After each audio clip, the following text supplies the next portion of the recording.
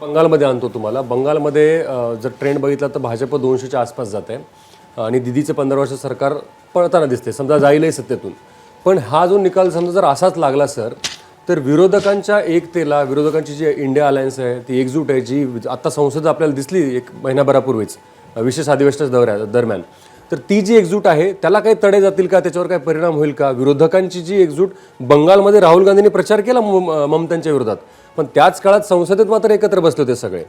तर आता जेव्हा हा निकाल असाच लागेल, ममतांचं काय उंची तशी कमी होईल राजकीय या निकालाने, जर तसा लागला तर मग त्याचा परिणाम विरोधकांच्या आघाडीवर होईल का?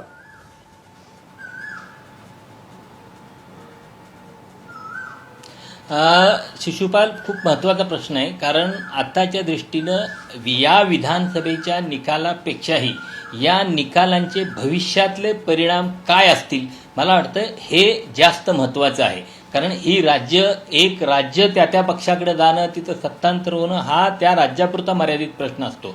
पण एकूण राष्ट्रीय राजकारणाच्या दृष्टीनं बघितलं तर विरोधकांचा आवाज खूप क्षीण झालेला आहे. कारण जर केंद्रीय पातळीवर लोकसभेत बघितलं आपण, तर स्टॅलिन आणि ममता बॅनर्जी हे विरोधकांचे खूप ताकदवान चेहरे होते, खूप महत्त्वाचे चेहरे होते. आणि ते अर्थात त्या राज्यात मुख्यमंत्री असल्यामुळं आणि तिथं त्यांच्याकडं मजबूत बहुमत असल्यामुळं आणि त्यांचे खासदारी लोकसभेत मोठ्या संख्येनं असल्यामुळं हा त्यांचा आवाज होता आणि विरोधकांच्या आवाजातली ती खरी ताकद होती. या निवडणुकीनं हे दोन महत्त्वाचे, विरोधी छावणीतले दोन महत्त्वाचे आवाज ते क्षीण केलेले आहेत. त्यामुळं भविष्यात विरोधकांची जबाबदारी अधिक वाढलेली आहे. म्हणजे या निवडणुकीच्या निकालाकडे दुर्लक्ष करून जर तुम्हाला केंद्रीय पातळीवर, म्हणजे गेल्या 12 वर्षात पहिल्यांदा असं घडलं, त्या फेररचना आणि महिला आरक्षण हे विधेयक एकत्र आणल्यानंतर, की पहिल्यांदा नरेंद्र मोदी सरकारचा लोकसभेत पराभव झाला 12 वर्षानंतर बघायला मिळालं.